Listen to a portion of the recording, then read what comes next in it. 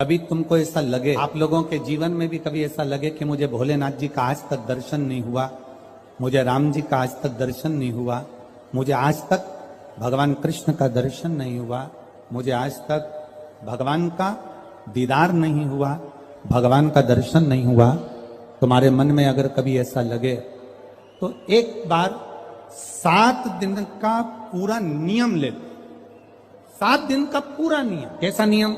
सुबह से उठूंगा, सुबह से उठूंगी, मुख धोया ना धोया, कुछ खाया ना खाया, पलंग पर बस उठ के बैठी। जिसको अगर शंकर भगवान का, राम जी का, कृष्ण भगवान का, लोग कहते हैं क्या भगवान का दर्शन हो सकता है? 7 दिन का नियम धारण करो। सुबह उठो, पलंग पर उठते से ही सबसे पहले भगवान राम, कृष्ण या शिव जिसका तुमको दीदार करना है उसका 5 बार 7 बार नाम का उच्चारण करिए, उसको पुकारो। आप नहाए ना नहाए। एक पत्र कल आया था, दतिया की कोई माताजी ने लिखा था, पत्र बड़ा अच्छा था। उस पत्र से केवल दतिया वालों का नहीं, संपूर्ण जितने श्रोता कथा सुन रहे हैं सबके लिए उस पत्र में बात है।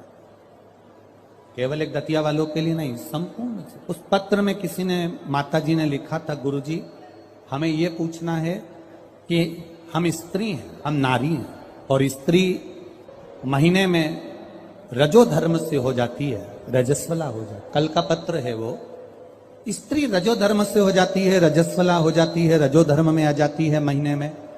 गुरुदेव उस समय पर वो ना मंदिर जा सकती है, ना भगवान के लिए कोई कार्य कर सकती है, ना वो कोई अच्छी जगह पर पहुंच सकती है। तो हमें केवल इतना सा पूछना है कि उस रजस्वला धर्म के समय पर क्या हम भगवान का नाम ले सकते हैं कि नहीं? मंदिर नहीं जा सकते, शिवालय नहीं जा सकते, यज्ञ में नहीं जा सकते, अनुष्ठान में नहीं जा सकते, हम कहीं पर भी अच्छी जगह पर नहीं जा सकते, तो क्या हम भगवान का नाम ले सकते हैं कि नहीं ले सकते? तो महाभारत का चरित्र उठाकर देखिए, द्रौपदी का 3 दिन जो धर्म, और दुशासन ने चीर खींचा, द्रौपदी का बाल पकड़कर दुशासन सभा में लेकर आ गया। 3 दिन का रजो धर्म है द्रौपदी का, और बाल पकड़कर दुशासन सभा में लेकर आया। और द्रौपदी ने सबसे निवेदन करा, द्रौपदी ने सबसे कहा, सबसे प्रार्थना करी, सबसे बोला, पर कोई साथ नहीं दिया। तब गुरु बाबा के कहने पर द्रौपदी ने भगवान कृष्ण को पुकारना प्रारंभ करा, भगवान को आवाज लगाना प्रारंभ। अब ये प्रश्न का उत्तर है तुम्हारा। पलंग पर भी पड़े हो ना, तो भगवान का नाम लेने में कभी संकोच मत करना। बीमारी में भी पड़े हो ना, भगवान का नाम लेने में कभी संकोच मत करना। बीमारी में, मल और मूत्र में भी पड़े हो तो भगवान का नाम लेने में कभी संकोच मत करना।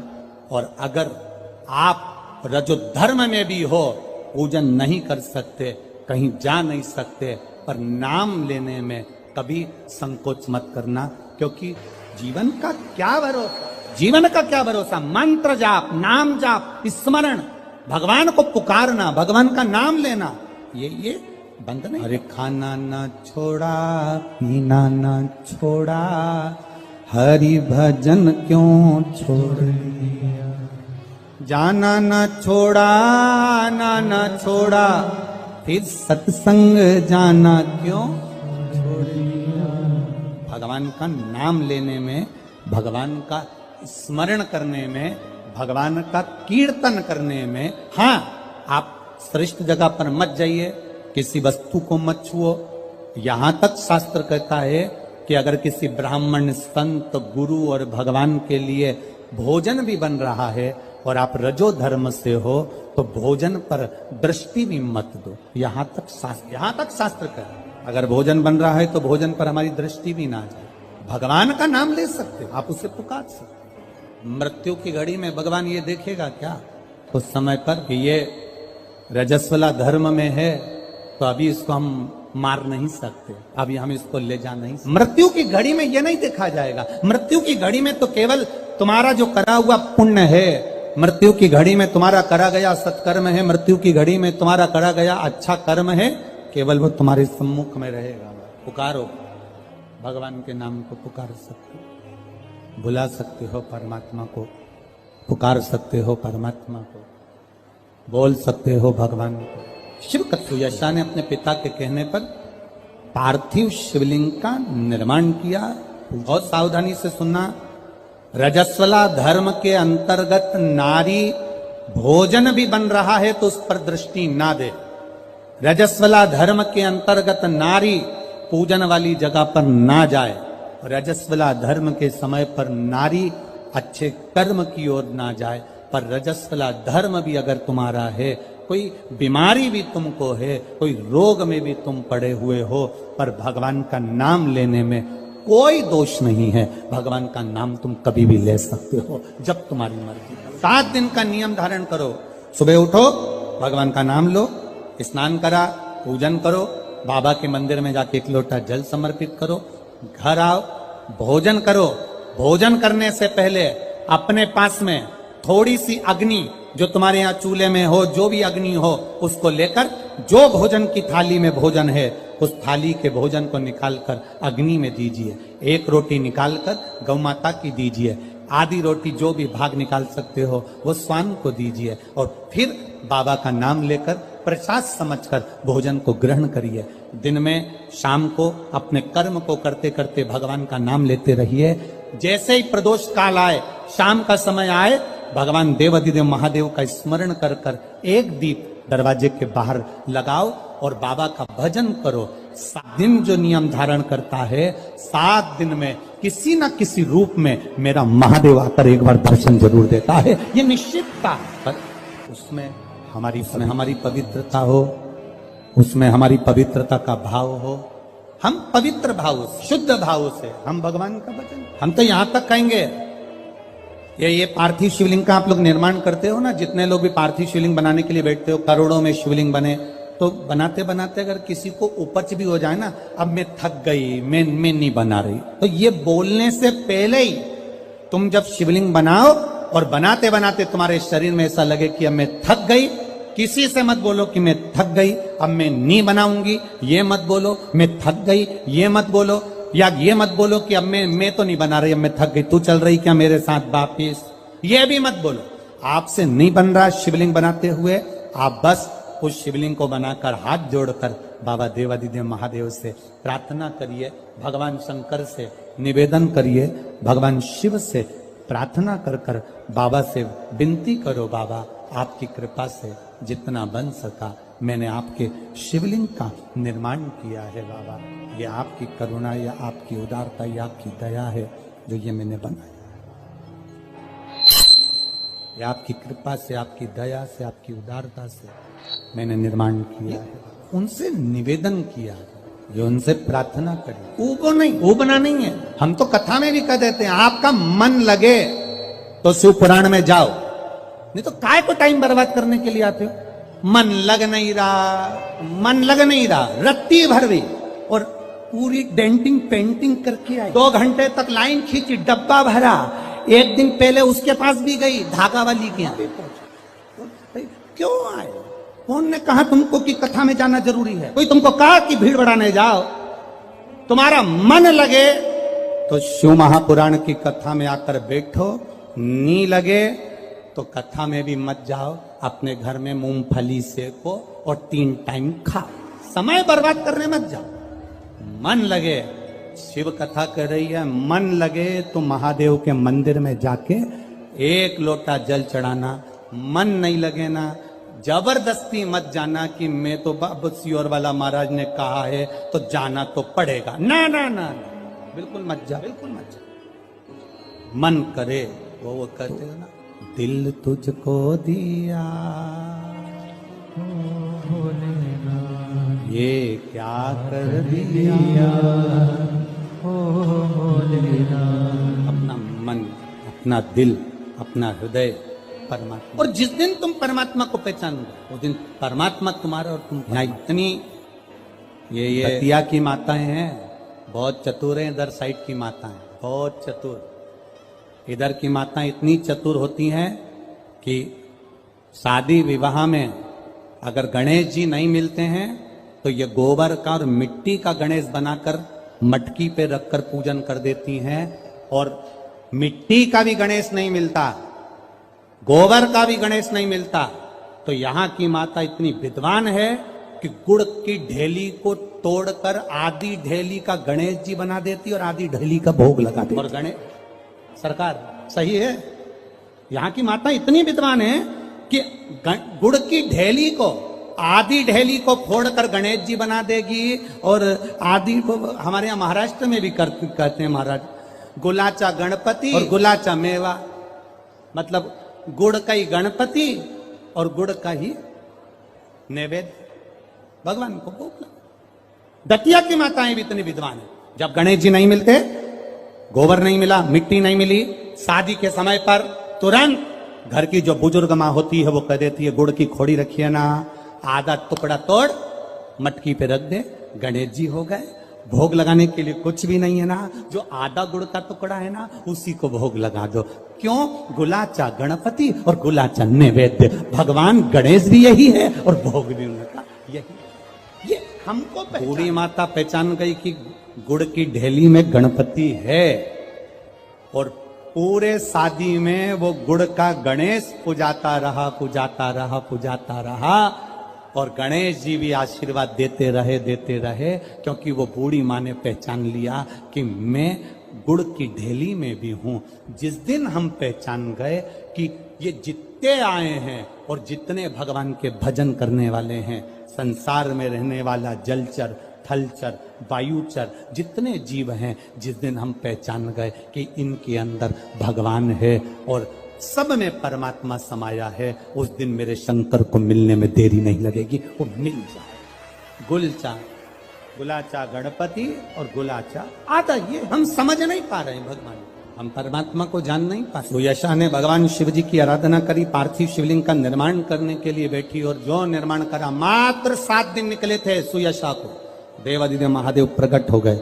मांग सुयशा, क्या चाहिए तुझको? सुयशा कहती है मैं आपके चरणों की दासी बनना, मैं आपके चरणों की दासी बनना चाहती। भगवान कहते सुयशा, इतनी सुंदर बात देवादिदेव महादेव ने कही, इतनी सुंदर।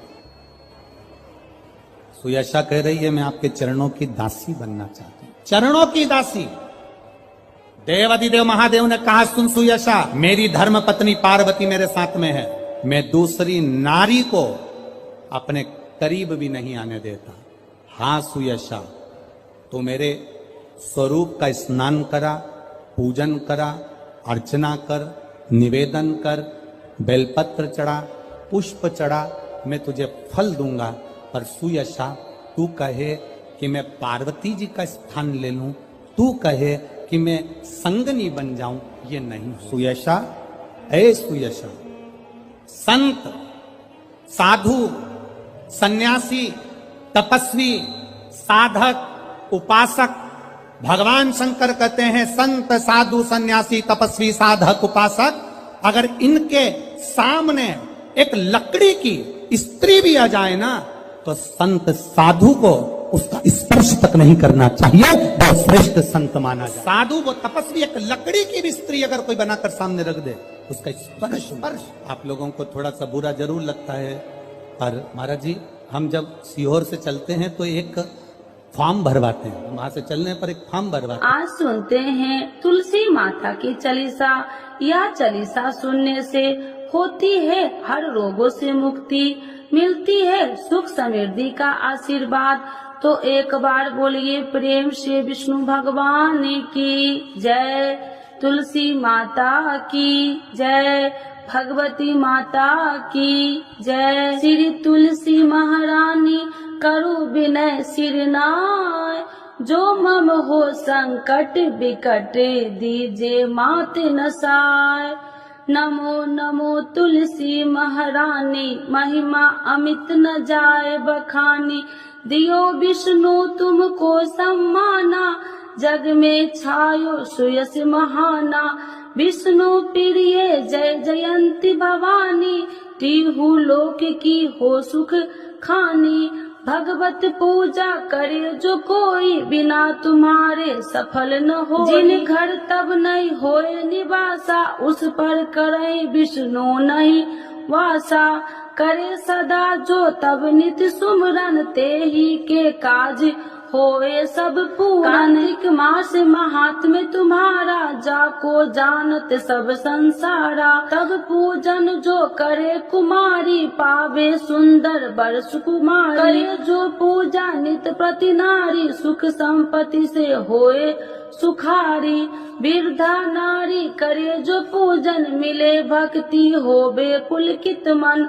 श्रद्धा से पूजे जो कोई, भव निधि से तर जावे सोई। कथा भागवत यज्ञ करावे, तुम बिन नहीं सफलता पावे। छायो तब प्रताप जग भारी, ध्यावत तुम्हि सकल चितधारी। तुम्हि मात यत्र तंत्र में, सकल काज सीधे होवे क्षण में। औषधि रूप आप हो माता, सब जग में तब यश विख्याता। देव ऋषि मुनि और तपधारी, करत सदा तब जय जयकारी। वेद पुराणन तब यश ज्ञाया, महिमा अगम पार नहीं पाया। नमो नमो जय सुख कारिणी, नमो नमो जय दुख निवारिणी। नमो नमो सुख संपत्ति देनी, नमो नमो अख काटन छेनी। नमो नमो भक्तन दुख हरनी, नमो नमो दुष्टन मद छेनी। नमो नमो भव पार उतारिणी, नमो नमो परलोक सुधारिणी। नमो नमो निज भक्तन उबारिणी, नमो नमो जन काज सवारिणी। नमो नमो जय कुमति नशावनी, नमो नमो सब सुख उपजावनी।